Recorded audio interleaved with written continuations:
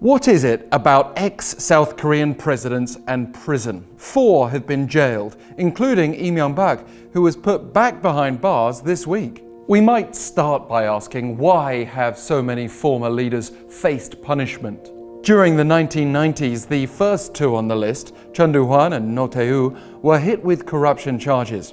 They were then also charged with mutiny and treason for their parts in the country's 1979 military coup and 1980 Gwangju massacre.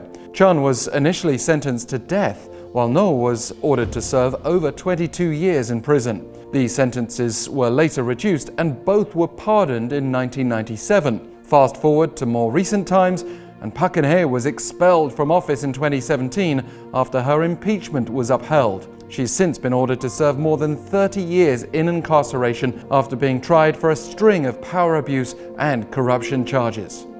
And also, since her scandal erupted, we've seen Park's predecessor, Lee Myung-bak, jailed, bailed, and jailed again. He was placed back behind bars on Monday after the Supreme Court decided last week to confirm his 17-year sentence.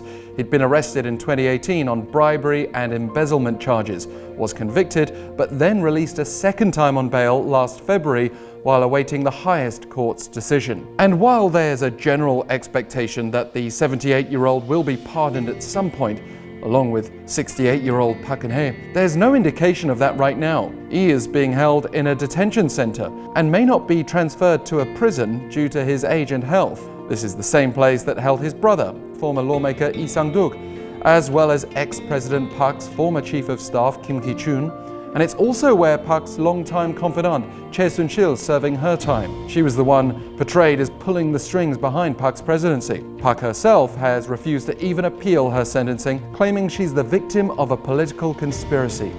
Lee Myung-bak has also been quoted by his lawyer as saying they cannot lock up the truth. So, what are we to make of their claims?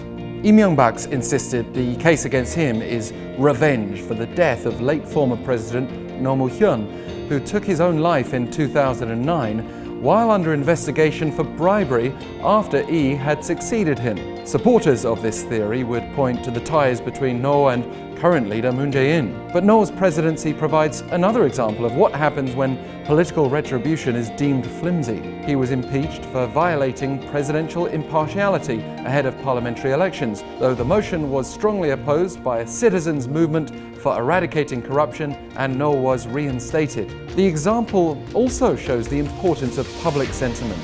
All 4 of the presidents who ended up behind bars were caught up in waves of democratization and anti-corruption efforts. That was the case in the 1990s when then-President Kim Il-sung vowed to cure the country of the Korean disease of political corruption. And it was also very much the people who rose up against Park Geun-hye, demanding her removal from office in their millions before electing Jae-in, along with his anti-corruption promises. But Kim Il-sung was later tarnished indirectly when his son was arrested on corruption charges. And we might ask when or if a leader can take on the disease without being infected themselves.